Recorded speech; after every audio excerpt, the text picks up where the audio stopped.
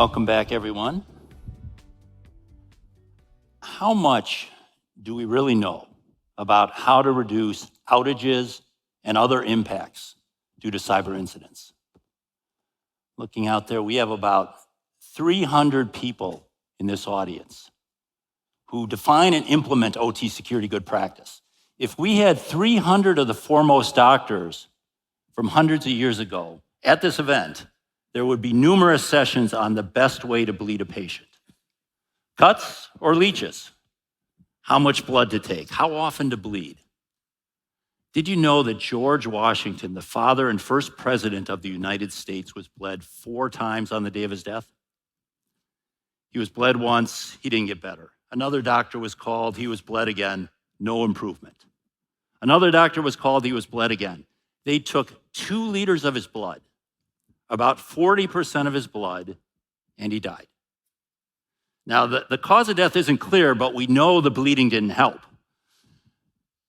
Our increasing calls for more visibility, more detection, more information sharing, more security patching in OT, are these our equivalent of more bleeding? I hope not.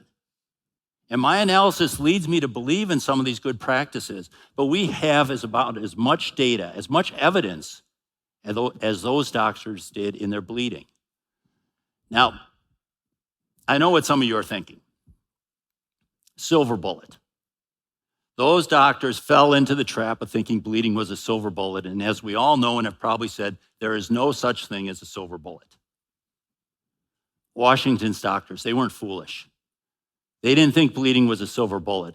They also followed the consensus good practice of the time of inducing blisters on Washington's throat and legs. So, how do we know when a good practice is correct?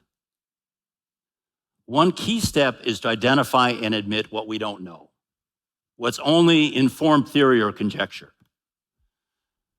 Consider cartography, map making.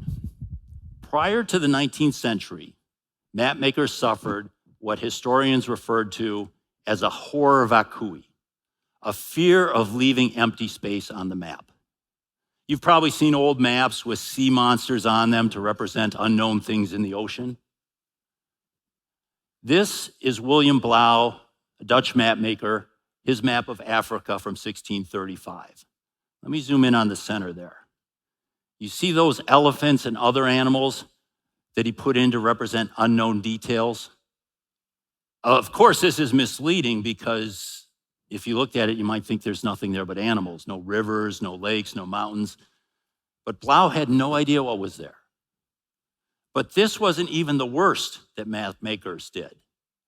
Map makers suffering from horror vacui would use rumors or guesses or their imagination to fill in the blank space.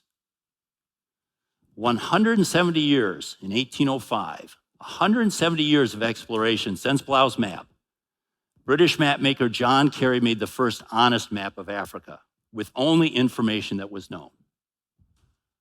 Look at all that blank space. About 70% of Africa was unknown.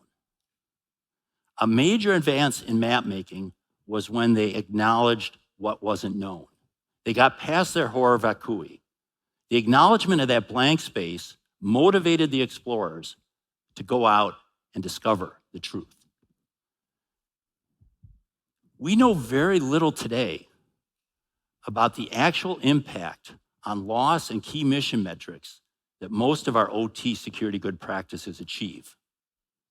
We have our own version of horror vacui.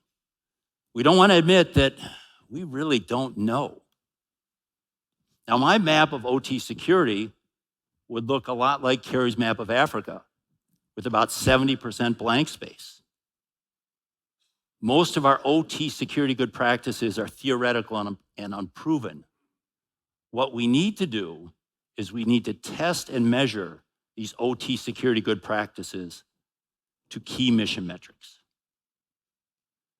Now, you probably have your favorite OT security control, and you believe in it and you analyzed it. How will you prove it? How will you gain the confidence to draw it on the map? And what metric will you use? Now, metrics in OT security are still very rare, and the metrics I do see tend to measure the effectiveness of implementing a security control, not the effectiveness of the security control. The number of patches that are applied or missing, the amount of information being shared, the percentage of assets in the asset inventory. Now, let me be clear, those are not wrong. We should be measuring if we're effectively implementing the security controls we select. But what's more important and what's missing is, are the security controls worth it? Are they helping us meet our mission, our key mission metrics? Gene Spafford and his co-authors of the book, Cybersecurity Myths and Misconceptions, share a study of over 3,000 hospitals that had a breach of patient information. A key mission metric for the hospital is the time it takes to get an electrocardiogram, an EKG, a test that measures or finds problems in your heart. The elapsed time it takes from when a patient walks in the front door with a potential heart issue to the time they get an EKG. Prior to the breach, this was the same in the breached and non-breached hospitals. The breached hospitals then added security controls to restrict access to patient information. After that, the time from the door to the EKG at the breached hospitals increased by 2.7 minutes. And the death rate due to heart attacks and heart incidents at the breached hospitals, the ones with those new security controls, increased by 0.36%. 3 more people died per 1,000 that entered the hospital with a heart condition in the hospitals with the new security controls. Now, this is a key mission metric, clearly important to the hospital. This data doesn't necessarily mean those security controls were wrong. To be right, though, we would need one or more other key mission metrics that show they improve things.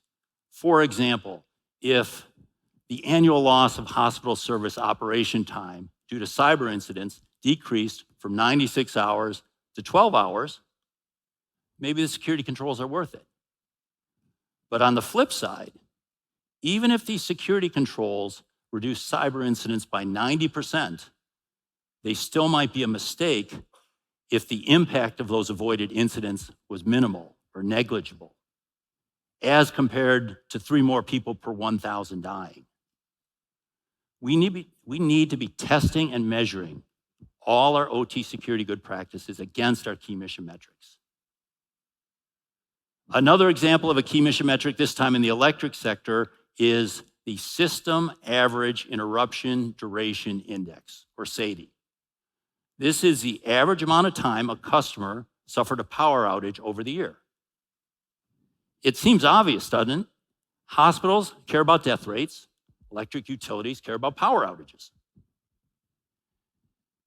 Here's the important thing, the key takeaway, the one thing I want you to remember when you leave here. If you are an executive, a senior manager, or in any other role that sets or approves budget, do not approve funding for any OT cybersecurity project unless it's tied to one or more key mission metrics that will determine its success. Now, if you're running the project or working on the project, you should create and track this metric as well, even if your management doesn't require it. By the way, this applies to government projects too, whether it be CISA in the United States or CSA here in Singapore. Well-meaning, logical-sounding projects to address OT cyber risk should announce a key mission metric at the start and track it throughout the project or not be done. We need to test our unproven mantras in OT security. This is becoming actually more important as AI large language models are just reinforcing these mantras. One of the most common mantras, I've already heard it a few times today, this decade in OT security is, you can't protect what you don't know. Have you heard that one? Yeah. It implies that without a detailed and accurate asset inventory, you can't protect your OT cyber assets or your operations. You can't protect what you don't know. This is clearly wrong.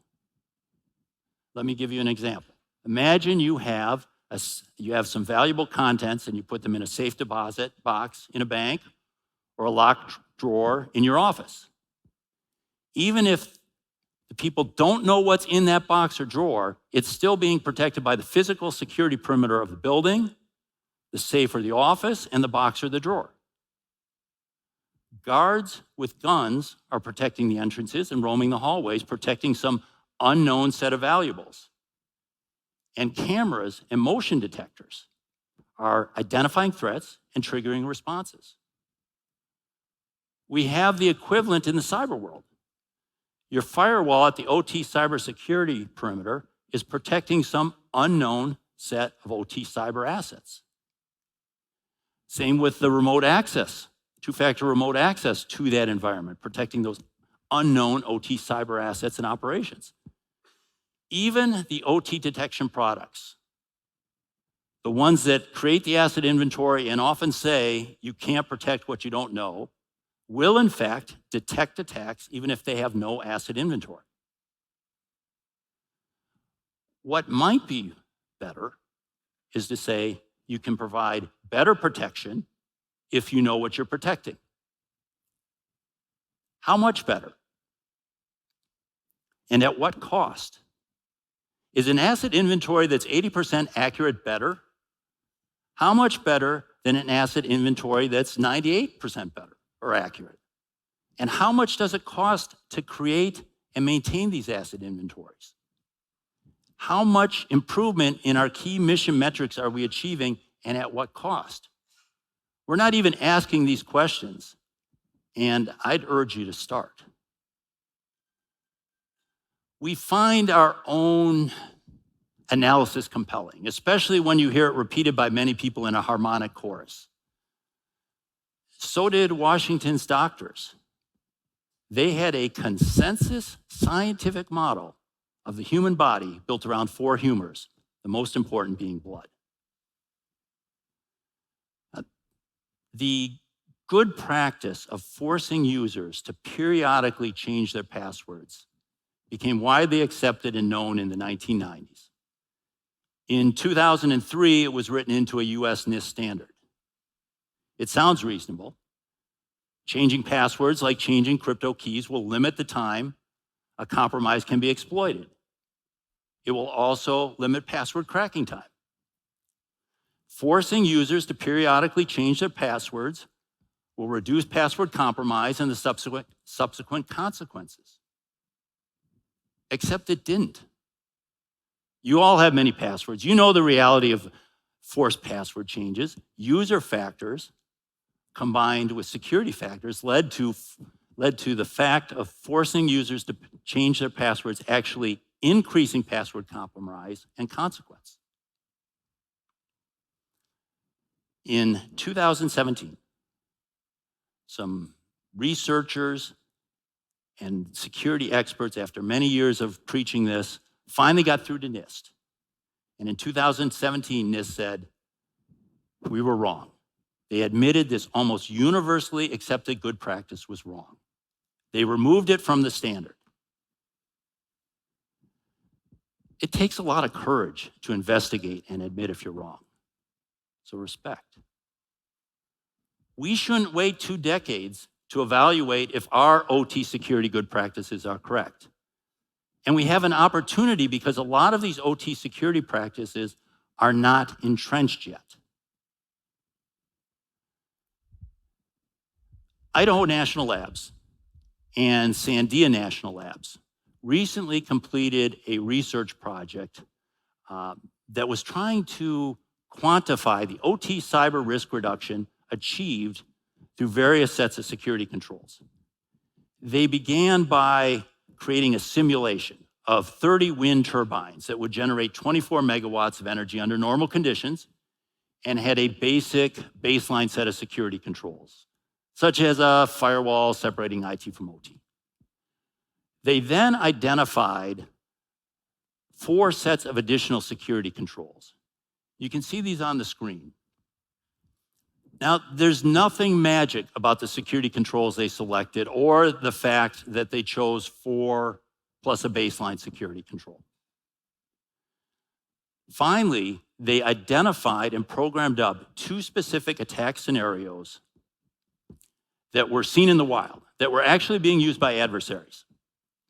With all this in place, they ran the 2 attack scenarios against a simulation with the different sets of security controls. And they recorded a metric. They called this metric a physical resilience score. It measured how much the generation and delivery of power was degraded during the attack. How much power was lost? Now, this is clearly a key mission metric related to what utilities do. The results might surprise you. The most effective, by far, by a huge amount, the most effective security control at helping meet the company's key mission metric, the delivery or generation and delivery of power, was encrypting communications to and from the PLCs that monitored and controlled the turbines. The physical resilience score in security control sets 2 and 4, their 96%, only a 4% degradation, was due almost entirely to this encryption. Now you'll see security control set 5 also has a physical resilience score of 96%. This is a bit deceiving though. This is the one with the SIM, HIDS, NIDS, and SOAR, all those acronyms. What they did for this set of security controls is they programmed the SOAR specifically to identify and stop those 2 attack scenarios. Now, this project did another thing right. They calculated and considered cost. Take a look at that bottom row. That is the cost to purchase and deploy the product and the maintenance and labor costs for 3 years. Not only was the encryption the most effective security control, it also cost the least by a very wide margin. Now, I'm a little worried right now. I don't want you to leave here saying, Dale Peterson said the most important thing we need to do is encrypt communications to our PLCs. What I would like you to do is follow this broad approach, the scientific method. First step, identify your key mission metric. What's important in your company that could be harmed by a cyber incident? In this case, it was the generation and delivery of power. You might need an intermediate metric that correlates with your key mission metric. So for example, in our hospital, they found that the time to EKG correlated with the death rate. If you do have an intermediate metric, it's really important to verify that correlation. So 1, identify your key mission metric. 2, state your hypothesis. This is simple in most cases. Some action, additional security controls, or consequence reduction actions will cause an improvement in my key mission metric. So in this case, it was additional security controls will improve my physical resilience score above my baseline score. Identify your key message or metric. 2, state your hypothesis. 3, collect your data. If this is a real world system, you're collecting actual data, and that's the best. But in many cases, you're going to be trying things out, and you're going to have gamified or trial data. There's a number of ways to do this. What I showed you here is just one example. So step 1, identify your key mission metric. 2, state your hypothesis. 3, collect your data. 4, analyze your data. And then modify your hypothesis or your metric as the data indicates. Now, there's a good chance you're not going to come up with the perfect metric on your first try, especially if you are using gamified or trial data. Some of you might have seen one of the flaws in the INL Sandia project. It didn't consider that an unsuccessful attacker might change their tactics. A skilled attacker might realize that communication to that PLC wasn't possible because it was encrypted, and might look for the other end of that encrypted tunnel. The important thing is don't fall into the trap of not having a metric because you can't identify a perfect metric that everyone agrees on. Start with some metric. Another key in moving OT cybersecurity from speculation to science is calculating and considering cost. Most people in OT security, probably most people in this audience, believe that asset owners don't spend enough time or money on OT cybersecurity and cyber risk management. And I'd agree with that, especially when you consider it in relation to what's spent on IT and IT security and the relative risk reduction achieved. Part of this funding problem is due to a lack of skill. We need to get better at playing the budget game. We're no longer, and we haven't been for a long time, in a world where you can wait every 2 decades for a very large capital expenditure. You need to learn to play the budget game. A second reason we're having trouble getting funding is what Edgard Capdeville, CEO of Nozomi Networks, refers to as the family budget problem. So imagine you have a spouse and 2 children. You and your spouse work and bring home an annual income. And then you have a 3rd kid. Your annual income doesn't go up because you had a 3rd kid. You need to get that money from somewhere. Maybe you don't go out to eat anymore, you don't buy that new car, you don't take those vacations. OT security is like that 3rd child. We are trying to take money, budget, from other departments and projects, or even harder, trying to convince executive management to reduce their profit expectations. The reality is, it's much easier to get a small increase in an existing budget than to get a large new budget. And unfortunately, most OT security budgets are very small and new.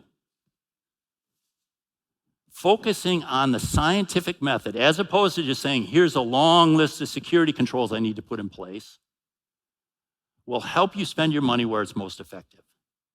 And importantly, it will help you convince management that this expenditure, this budget, is worth it. Because management has a lot to worry about. The actual impact on OT and operations of cyber incidents in 2023 is very small. As compared to weather, pandemic, supply chain, workforce. It's top of mind, number 1 priority for a lot of us in this room, and for asset owner executives, for good reason, it's well down on their list. ICS Strive and Waterfall Security Solutions put out what I think is one of the best annual reports because it focuses on cyber incidents that had an actual impact on operations. Their 2022 data identified 57 cyber incidents that had a physical impact on operations at 150 plants or 150 facilities. Now, this is an increase of 150% over the 2021 numbers, but it's still a small number. 42 of those 57 incidents that affected physical operations involved criminal organizations putting ransomware on the IT network. So almost 75% of those 57 incidents that affected physical operations never reached OT. The data clearly says our number 1, by far, by a huge amount, the number 1 thing we need to do is reduce the cyber risk of ransomware and IT affecting OT and operations. Now, there's a lot of ways you can do this. You could remove those needed systems from the IT network. You could have a way of continuing operations if IT is unavailable. You could reduce the recovery time for those critical assets on IT. Or you could look at ways to decrease the likelihood of ransomware reaching IT, although that will give you a lot less certainty. If in 2023 you cannot say the risk of ransomware on IT to our OT and operations is acceptable, why are you spending time and money on anything else in 2023? The data is really that clear. It is really that simple. Now, while the data is clear on what's causing the cyber incidents, the data is also clear that the OT detection product segment is garnering the most attention and an increasing part of an asset owner budget. Does this make sense? I don't know. I don't think anyone really knows. We need to be finding ways to measure the success of these products and projects, this spending of time and money. In the United States, our Department of Energy, CSER group, has a program called CRISP. And this program collects and analyzes data from over 100 utilities. At S4 this year, I had CSER Director Push Kumar on stage, and I asked him, I said, has CRISP led to a cyber attack that would have succeeded and had a bad consequence being stopped, or had it ever identified an attack and reduced the consequence? Had CRISP made a difference? He had no answer. I asked him, Director Kumar, how are you measuring the success of this project? He said, well, we measure how many utilities are participating and how many indicators we're sending out to those utilities. Basically, implementation metrics. He had no key mission metric. We need to be measuring whether this expenditure of time and money makes sense. Is this where we should be spending it? And we need to be measuring it against key mission metrics for an asset owner, a company, a country, or a society. The historian Daniel Boorstin said, the greatest obstacle to discovery is not ignorance, it's the illusion of knowledge. Our illusion, our horror vacui, is a set of unproven OT security good practices.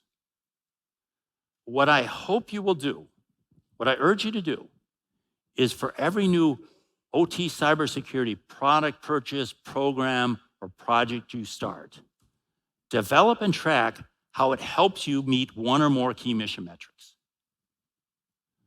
Prove your good practice, disprove it, or find out you need a better metric, but help us move from speculation to science in OT cybersecurity. Thank you. Thank you so much, Dale, for the really insightful presentation. We could see the audience listening in rapt attention. You managed to beat the post-lunch slumpies there. I was too. I would like to invite the following members up on stage to dive deeper into this discussion for moving OT cybersecurity from speculation to science. So please join me in inviting Mr. Eric Byers, the Chief Technology Officer of Adalis Technology and a Senior Partner at ICS Secure Limited. Let's welcome back Eric. I also want to welcome back Ms. Saltanat Mashirova, the Advanced Cybersecurity Architect at Honeywell and the founder of Women in Cybersecurity from Kazakhstan. And Mr. Zachary Tudor, let's welcome him back too. He's Associate Lab Director at the National and Homeland Security Science at Idaho National Laboratory.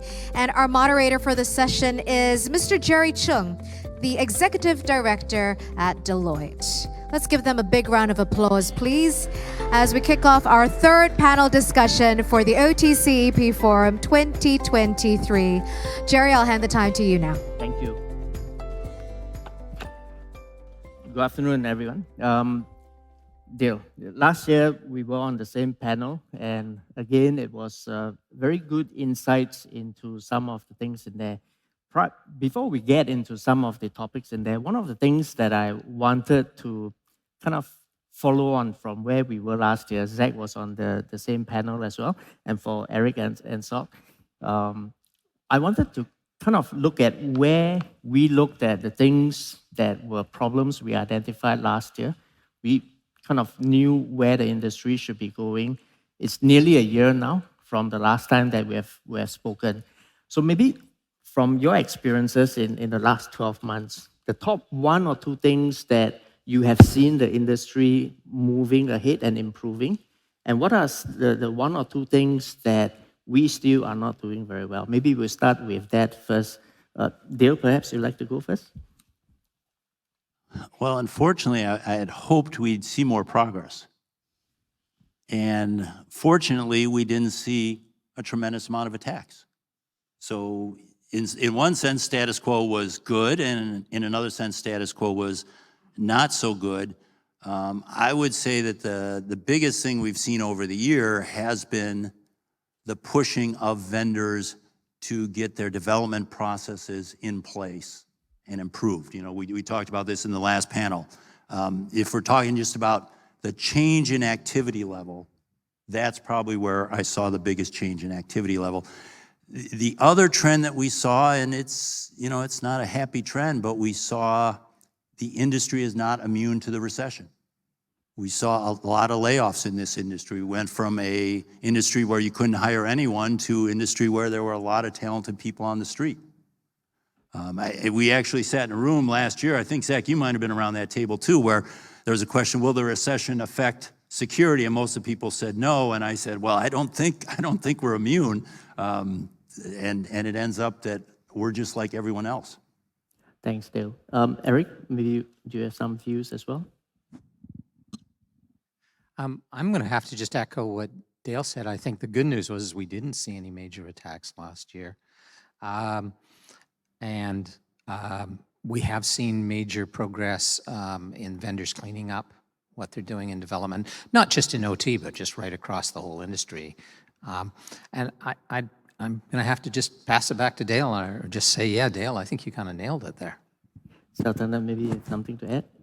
Yeah, I think not in terms of attack, but asset owners are realizing that in terms of workforce, that they can train their engineers who are on the ground on top of their responsibility to add cybersecurity responsibilities. So it has, I would say, good and bad. So the good thing is engineers can be trained to take responsibility for cybersecurity controls, to implement, to maintain them. But I would say the bad thing is because they have getting this responsibility on top of that, let's say with an example, let's say they have asset owner implemented CM solutions. So which means those automation engineers cannot maintain them properly, or they don't have time to maintain, and it's creating false sense of security. Thanks, Zach. Well, you know, I was listening to Dale's talk and had a different answer ready for this, but I'm kind of going to zoom out a little bit. In the 20 years I think that I've known Dale, and we've been talking about these things, I don't think I've seen much progress in general. To be able to cite one experiment, and thankfully INL was involved in that. That really used the scientific method to try and look at a metric across an experiment. And part of the problem is that for those of you that are asset owners and others, it's hard to say, okay, well, I'm going to leave this half of my production environment unsecure, and I'm going to protect this part over here, and then I'm going to take some measures and see how often it gets attacked. So it's very hard to use a scientific method in so many of our environments. And also going back that 20 years, I think at that same time, I was on, I think, 3 different metric study groups, none of which came up with very much useful help for us going forward. So from that speculation to science, I think we still have a long way to go. Thanks. I think looking at this, one of the good things, of course, is that nothing major happened, and we hope that remains that way. I'd like to follow on that point that I think Salt and Dale, you brought up, which was really in terms of increasing responsibilities, but yet as we look at the investments, it seems to be, due to the downturn and everything, there's also a little bit more pressures in there. So as we look at it, the whole concept you were presenting really makes sense. And as Zach was mentioning in terms of some of the experiments, when we start looking at effectiveness as well as the cost of it, because that allows us to manage the cost better, the money. By doing what really matters, it really streamlines the resources that's needed to do it. Could you help explain a little bit, Dale, when we were looking at earlier the 2 attack scenarios that you were looking at, if we were to go back into an environment today, what should we do to gather the kind of metrics, 96.2%, the 40% as a base? how should we go about doing something similar to that to be able to derive the effectiveness? I think the cost is fairly straightforward. We are able to do it, but how do we get to that number of effectiveness? Well, it's going to vary. It's not going to be the same across the board, although it is much better if you can get the sector to all agree that this is how we're going to measure it, and then you move forward. But really, a lot of it, I think, has to be you start measuring something, and then you, like I said, you have your hypothesis, you put something in place, and you see if there's any difference between the two. I'm a pretty vocal critic of a lot of what CISA does in the United States, but they came out with their most recent strategic plan. By the way, they just kind of ignored their last strategic plan. They didn't measure it or anything. They just kind of said, now here's our new one. But for example, in their new strategic plan, they talked about, they have their equivalent of your CCOP. They have their cybersecurity performance goals. And they said, we are going to go out and identify where we stand on these per sector. And then we're going to compare incidents between companies that have implemented the cybersecurity performance goals and those that haven't. So, you know, that's the kind of thing you need to do. And it's hard if you're one small company, but let's say you're a manufacturer with 50 plants, now you have some data and you can actually start to make some progress. You're not going to get to perfection anytime soon, but you got to get that first metric out there and just keep getting better. I'll come to the point on data and skill sets later on in the panel. Zach, did you have something there? Well, you know, so, and I agree. And one of my pet peeves when I was an IT consultant was as you were going forward to get a government contract to do some kind of IT improvement. And phase one, you know, for those of us that were science-based, was always, well, let's take a baseline. Let us see what we're doing now. Let us measure what the effectiveness of whatever controls we may have in place are. And then we're going to develop this new mitigation. And then we can determine if we were better than before. And normally, because of, you know, cost and everything else, the first thing that would be cut out would be the baseline. And I also say, you know, because I'm a cynic, that if you don't measure the baseline, then you're always going to be able to say that you did something positive. But I think that that's really, once again, an important part of that scientific method. And I really do applaud CISA for this new kind of stance that they've taken now to be able to use more science in these things. But yeah, we really have to understand where we are now and then look at the different mitigations that we put in place. And until we start doing that, we're just going to be, you know, as Dale mentioned, measuring things like, you know, adoption. So if all of the utilities that have adopted CRISP, right, are just using leeches, right, then we just have consensus on a bad method. I'll shift a little bit towards, there were 2 points around vendors doing much better in the last year. And as we start looking at baselines and collections, I think architecture has a role to play in it.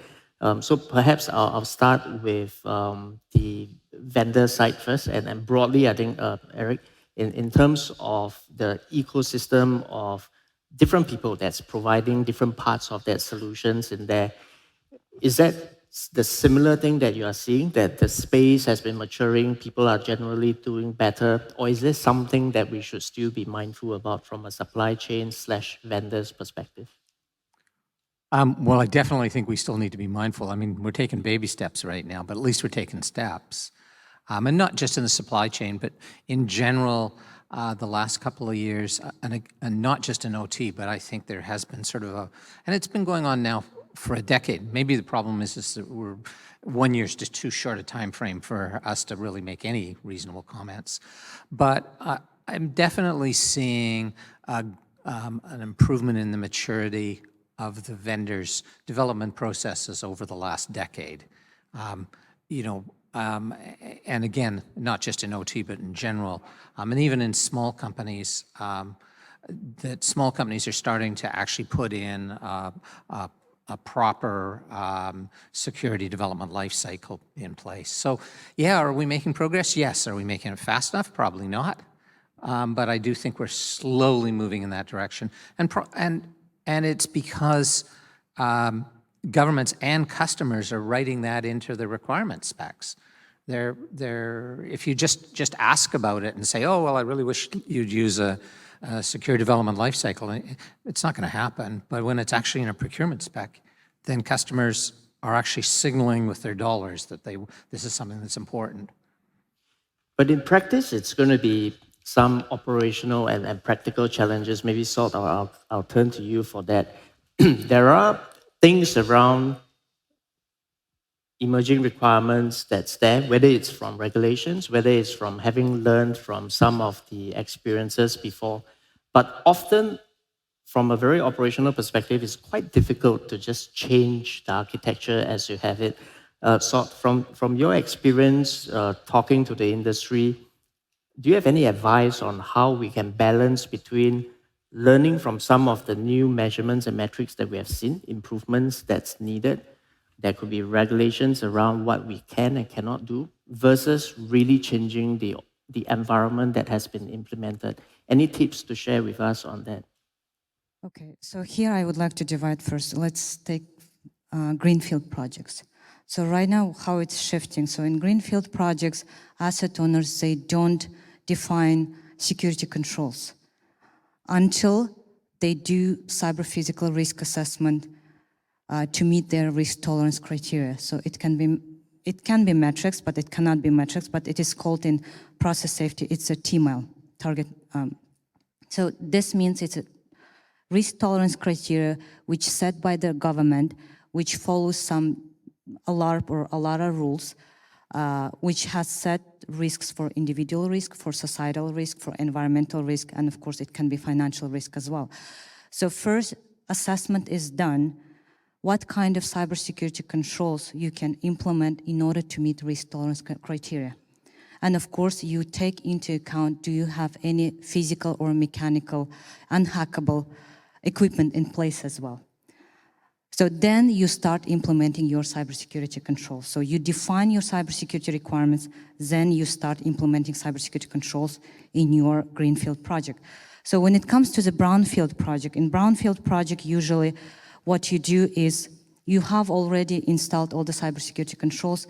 First, either you're verifying that you are still meeting your risk tolerance criteria, or if you have to change some things in your architectures, yes, the first, you need to wait turnaround time, or second is you can do, and in my experience, we have done in the operation mode, changes into the architecture, but for that, you have to have redundancy in place. And the second is you have to have very good knowledge of your network environment, which means here comes network NSM, network monitoring solutions. Thank you. Can I just pull back a little bit on that? I mean, from 2001 to, I think, 2017, I would say the biggest problem, if you think of it like a pendulum, the vendors were the biggest problem.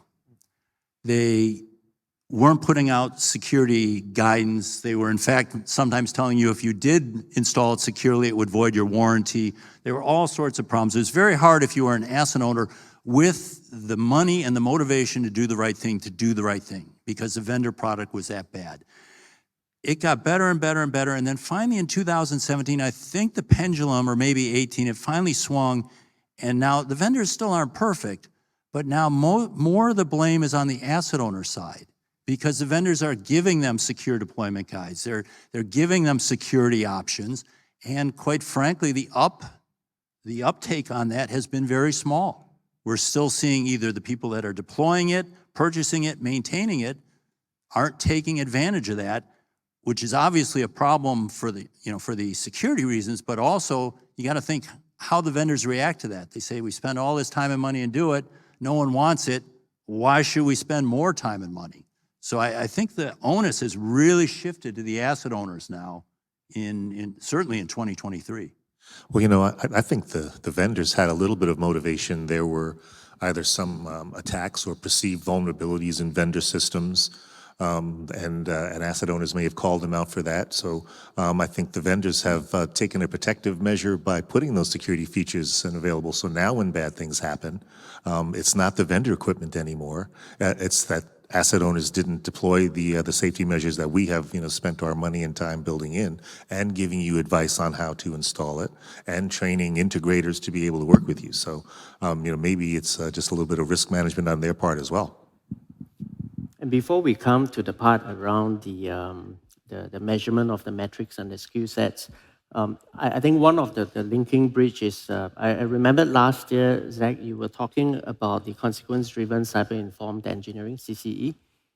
I think that has a role to play in thinking about how we architect a solution, thinking about the consequences, and having the metrics to drive that. Could you share with us whether there were any updates in the last 12 months that could help us in this journey? Yeah, I'm kind of afraid to say that Caesar is starting to step forward here. I'm waiting, Dale may go, what, Caesar? But our sponsor in the consequence-driven cyber-informed engineering project has really stated that they are kind of doubling down for the next couple of years and want to see more and more projects, want to see more asset owners deploying this consequence-driven approach. In addition to kind of standard risk management, we feel that understanding what your highest consequence events are and being able to mitigate them provides a certain measure of measurable risk reduction, especially in the face of concerted adversary. I think for the longest time, we used to talk about high consequence, low probability events.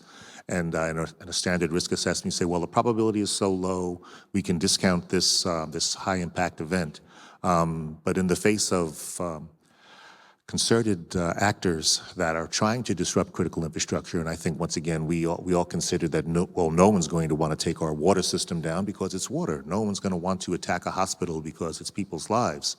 We've seen that there's been less regard for lives and livelihoods, and now these high consequence events are fully on the table, and so being able to take them out of play is something that's very valuable. And I think from a national security perspective, it may not be fully cost effective for a lot of infrastructure to do it, but with the government putting their money into these things, we're able to look at that, and it may provide us with a little bit of measurement as we go along at the same time.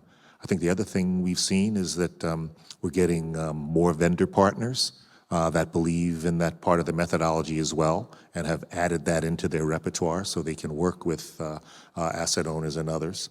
And I think also, my own team who, really feel that this consequence approach is very valuable for critical infrastructures at the highest level. And it's a very, as a matter of fact, Dale, you'll kind of like this because one of your criticisms of CCE was just how in-depth, how long it takes. They've kind of agreed that, yeah, we need to be able to come up with an abbreviated or a faster solution for more types of infrastructure. So I think you'll see something like that coming out here in the next year as well. Took a couple of years for that to be taken on, but we do what we can do. So from that consequence approach, I think a lot has happened in the year. And as we do more and more of these assessments, I know a lot of the results of the assessments are kept private. Because we do look at a lot of different consequence scenarios, and we look at mitigations of some of them, but not all of them. But I think we've taken significant risk off the table, and where we can share that, we have, and I think that's what's been making the methodology, more and more interesting for folks. I know Mark Ayala is one of our proponents there, with his company, and there's several others as well. So we're really looking forward to adding, more practitioners to the base. Thanks. And in terms of the key thing around today's presentation, a large part of it revolves around the key mission metric. And the way, Dale, as you have described it, there was, number one, understanding that key mission metric, subsequently stating a hypothesis, which is the risk scenarios. I interpreted it as that, the scenarios under which those could be compromised. Subsequently collecting the data, analyzing it, and testing the hypothesis and improving subsequently. To date, I think one of the key challenges that we have been facing is the skill sets between risk management and cybersecurity, as well as the engineering side of it. It does seem that with this, you are adding in a business perspective, you are adding in as well data analysis capabilities as well. How do you think what should we be doing to think about this challenge? And this can be open to everyone if you have thoughts around it. How do we bring this very diverse set of disciplines together in order to make this happen? Yeah, we'll just do a word, then I'll let these guys get more in. But I think that, you know, you say we're adding in the business part. I mean, that's where you start. I like this line, you know, we're not in a competition to see who can put in and maintain the most good practice security controls. You know, we're trying to help the business do what the business does. So I would say that any time that has not been part of the equation, we've been doing it wrong. Yeah, and so I've for the past 2 years or so, started to add a part of my talks. I think that all critical infrastructure security professionals, cyber professionals, et cetera, are really truly risk management practitioners and need to be part of the overall risk management posture for the entire enterprise. You know, I'm not just going to secure this server. I want to know why we need to secure the server. Am I finding any flaws in that security that can impact the business? So once again, back to what Dale says. And I think we've all been operating in our own kind of, you know, professional bubble in a lot of ways until you get to a certain level of management and then you say, oh yes, you know, now I understand and I'll be part of this, this broader enterprise. I think we have to make sure that we bring it down to every level.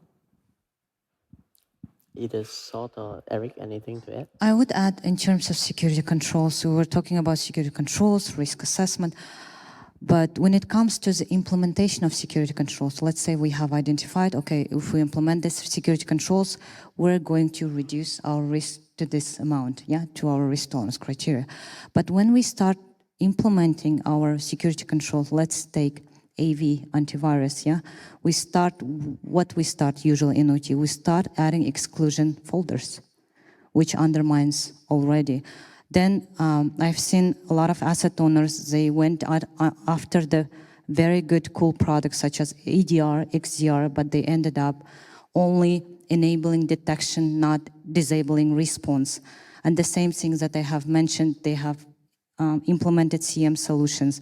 However, they haven't allocated resources, and therefore they were having false sense of security. So it's not only how we deploy security controls, and do we have resources to manage this properly. And a lot of advanced security features didn't come by default enabled. We need to enable them explicitly.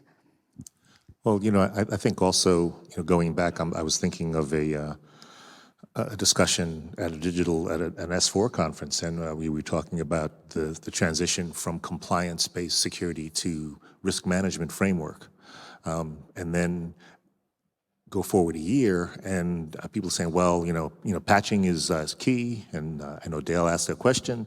Well, you know, like if a patch comes out, you need to patch, and Dale said, well, but what about in certain environments where the patch isn't practical, the patch may not be effective, and the answer was, nope, you got to patch.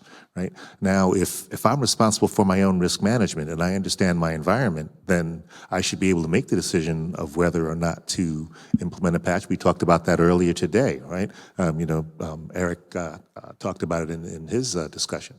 So I think there's still a little bit of disconnect between some of the domain leadership as we go forward, and I think that's going to rectify itself in a certain way.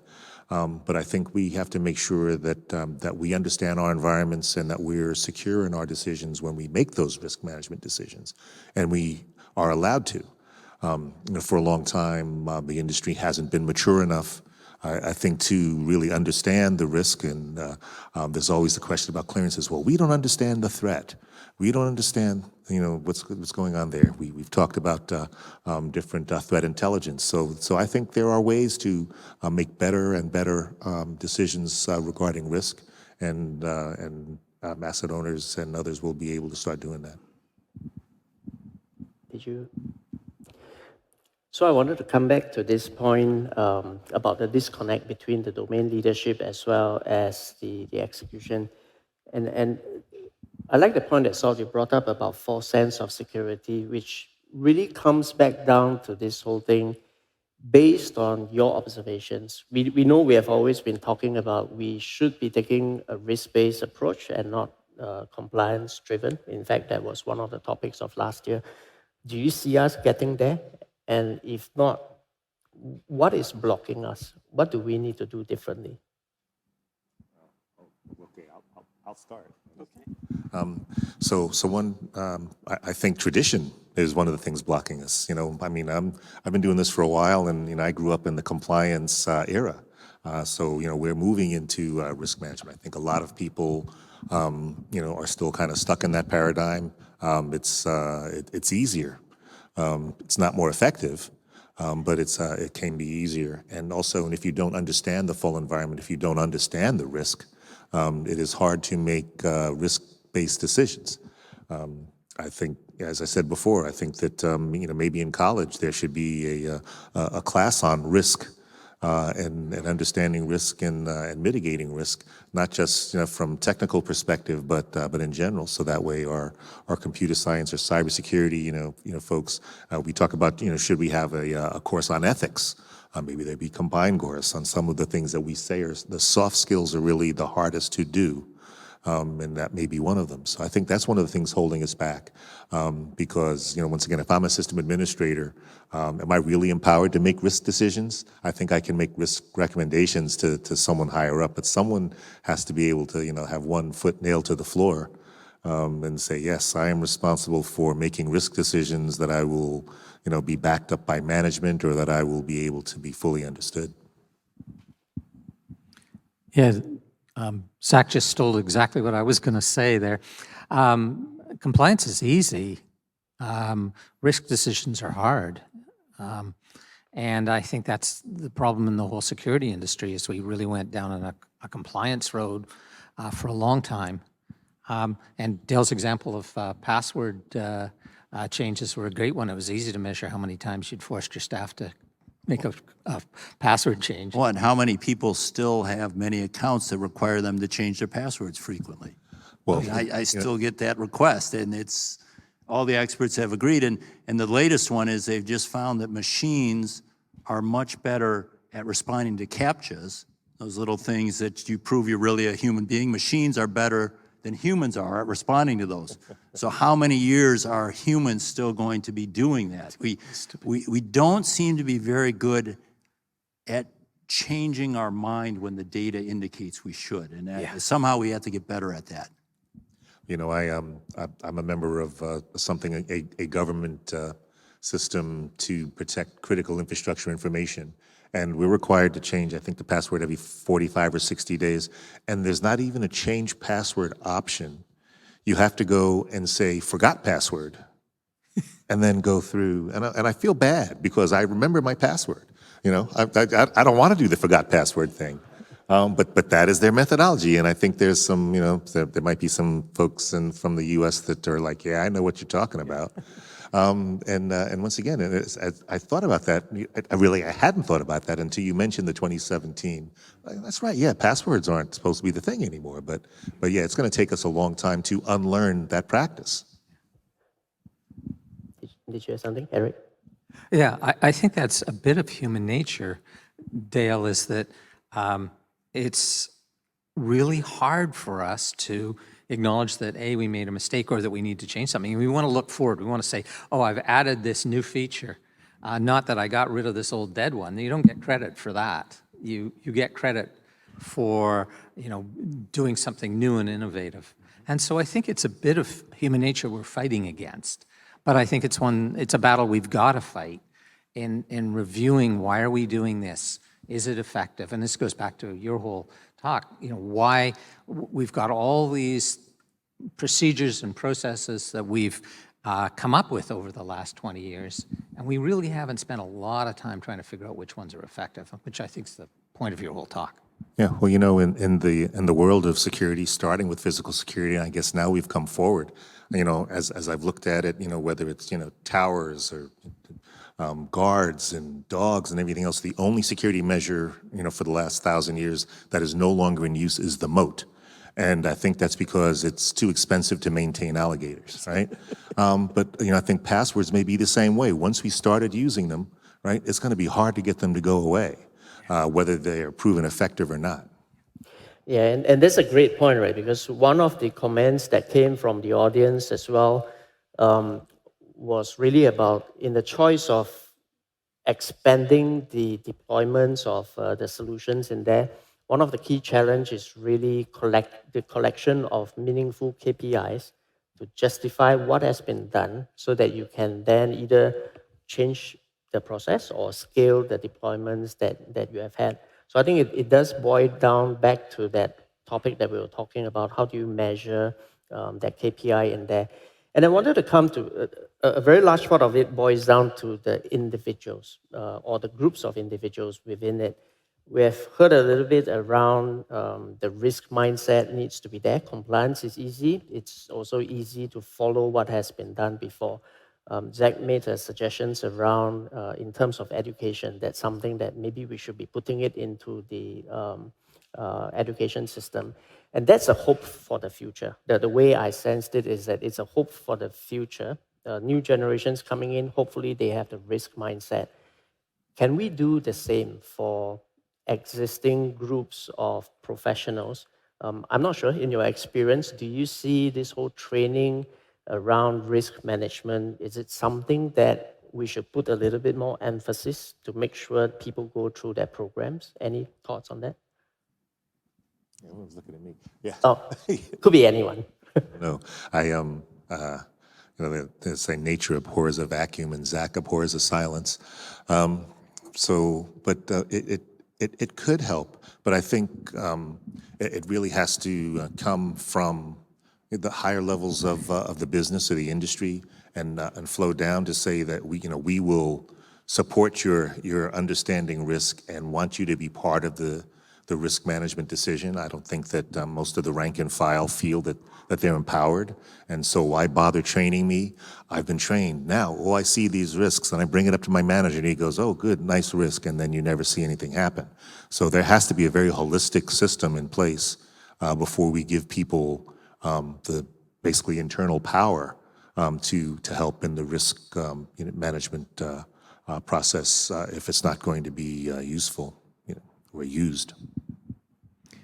Yeah, and I think this is, we mentioned it in the earlier forum, but this is where if you're making regulations, whether you're making company policy, whatever it is, you're really wanting to be driving the what you want done and why. And the why is really important. Like, why is this policy here? And what is it supposed to be for? And not the how. As soon as we start to get into the how, we start to get into the compliance model again.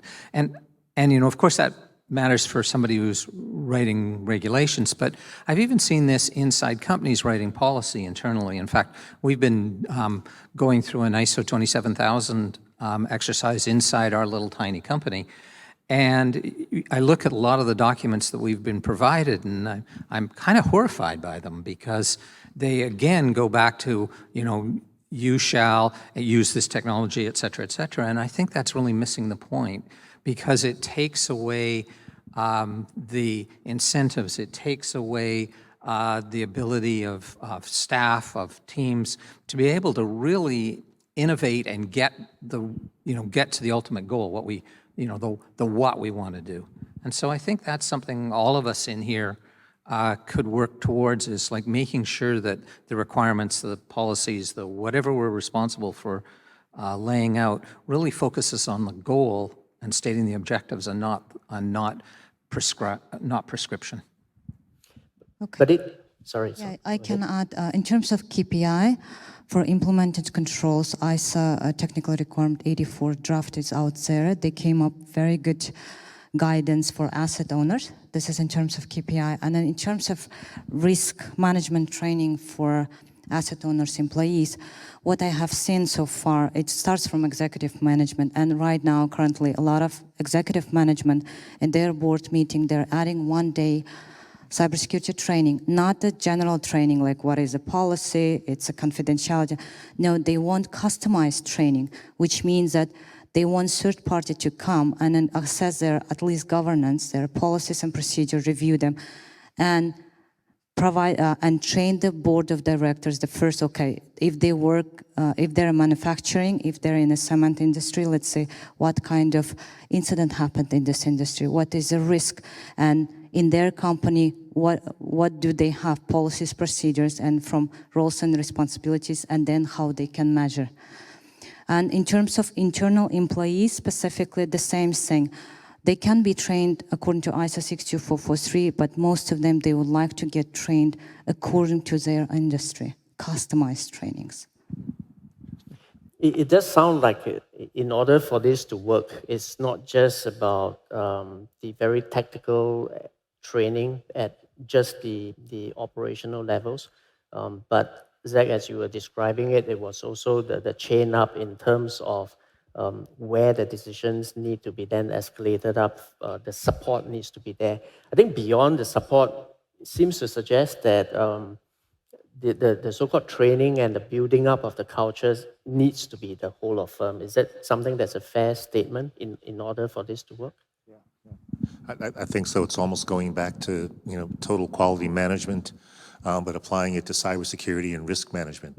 Everyone is a part of the enterprise. Everyone is a part of the solution for risk management. And that kind of change doesn't happen overnight. But I think that it's a good culture change to strive for in our industry, in our domain. Like I said, I think every cybersecurity, every critical infrastructure security person should be a risk manager at some level or not. Yeah, the way it's gonna, one way it could be driven is tie it to budget. I mean, like I said, you want to do this project, great. How are you going to measure if we're successful? And just really push them on that. And it's like, oh, I'm going to measure how many patches we put out. I don't care how many patches you put out. I don't, the company doesn't make money based on how many patches you put out. It makes money when we can deliver product. So I think that's really the key to starting it. It's almost a credit to the security industry that we've been so good at waving our hands and saying, you have to do this, because the boogeyman's coming, that we've been able to get the budget that we have been able to get. And I think it's time for people that approve budget to get tougher. And even if they're not going to do it, we have to find our own internal discipline to get tougher. So, Eric, did you have something? No. This is one of the interesting question in here. So one of the things from the audience as well is that the sharing of the idea is good, identifying some of the metrics, etc. And it does boil back down to regulatory requirements requiring organizations to strictly do certain things. And I think it does kind of go down that path of, we were talking about compliance is easy in the sense that it's easy to write it out, it's easy for auditors to validate it, easy for you to prove that you have done something. And this is a general question. I'm not sure, I don't know why every year's panel I get this question. So in terms of regulations, is this possibly something to be adopted by the CSA in future? I'll just have to ask it because it's here. I'll just reiterate the answer from last year. So it is a risk-based approach. And if you don't mind, I'll just share and recap from the last year since it's top of the list here. And in doing a risk-based approach, there is definitely still the need for some guidance, because if it is something which is very vague, it is, from an interpretation point of view, it is going to be very difficult to look at the things that you should be considering and looking at. But by no means should we be then looking at whatever is spelled out as the be-all and all. That's all we do, and that's it. I think we should look at it as the minimum requirements, but still take a risk-based approach, all the considerations that we've been discussing, putting in the right domain leadership, having the diverse skills coming in to look at what really matters. It did sound, I don't think it will be possible to come to an answer in this short panel, but the definition of KPIs is a science and an art in itself. And I think there's a lot in it that needs to be done. And ultimately, even with regulatory requirements coming in, while things needs to be spelled out, I think that doesn't detract from a risk-based approach. I'll just pause here to see whether anybody in this room and panel disagree with what I have said. If not, we'll just move on. Well, can we talk about regulation? I think one area where regulation actually is going to have a positive effect is we are getting regulatory requirements in the United States to report incidents. The SEC, our the organization that runs our stock market, requires now public companies to report incidents within 4 days. There's a law in the US government that requires that as well. So that's going to get us some data for these metrics, which I think is a good thing. I think that's worthwhile to get that. And I would even hope that industry sectors could agree on that even more than they have to date. And one of the interesting questions that came here, I think tying to this last one is, in terms of incident reports that gives you the data, and as a result of that, that's also something that you can measure. But how do you define KPIs for low frequency events, which really could have huge consequences? Any thoughts around that? Oh, I love this because this is you, Zach. This is a throwback to last year's talk. Consequence reduction, not deploying more security controls, is a way to win in cybersecurity. If you have something that is a very low frequency event, you can put 1, 2, 5, 100 security controls, and it's so far out in that tail, you can't tell if you've changed that likelihood at all. So the more you get into these very, very low frequency events, I think the more you have to be looking at consequence reduction, because that's where you can get some certainty, as opposed to, I'm going to change the likelihood from 1 in 10,000 to 1 in 20,000. I mean, how are you ever going to do that scientifically? Absolutely, and we agree with that as well. And once again, as I mentioned before, those high consequence events that we used to discount because you can't really measure it, are those areas where the concerted attacker is really going to start looking at us. And so I think from a continuity of operations, a critical infrastructure protection, a risk management area, being able to look at and mitigate potential impacts of high consequence events is key. One of the things I'm hoping is that we can start springboarding the few metrics that we can get from that and bring them down lower in the table. I wanted to mention one thing though, because I was thinking as we were talking, if we were in a manufacturing environment and I'm on the plant floor, and I think that I've just noticed that there's more waste coming out of this one part of the process. We're milling too much. I can propose to do it as an engineering method, as a scientist, and I can make the operation more efficient. And people are looking for that. I don't think that we're looking for that in our cybersecurity operations the way, but also we're not kind of trained to do that, and maybe that's the part of it. And one of the great points you brought up about continuity as well, and to that point, for the tail that we might not see often, that could be also the black swans, the unknowns, right? And a large part of it probably boils down to the readiness to respond and recover as well. I think that's one of the key takeaways I got from there. Our time is up, and I'll just attempt to do a very quick summary around the key conversations in there. As we looked at the speech by Dale today, I think a large part of it is really relooking and challenging the paradigms as we have it today. Some of the things that we are doing may be just running after the wrong thing. And as we started looking into just some of the examples that was given in terms of the key mission metrics in there, we may be putting in too much cost, but yet getting similar or even lower effectiveness in some areas. So a large part of it is not just taking security paradigms as we know it today, but really taking a more risk-based and business-driven approach into looking at it.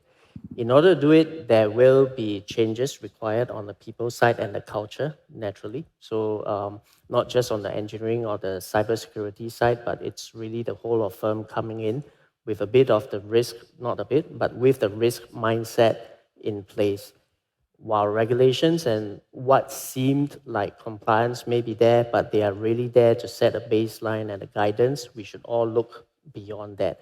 And with a whole of firm approach into that risk management, I think that's where we would be able to progress this further. When we started going into some of the details, it definitely is not an easy thing to solve, but I think that is the right thing that we should be doing to measure what matters to the business and be able to respond and safeguard that. Would that be a fair summary of the hour-long conversation that we have had? Great.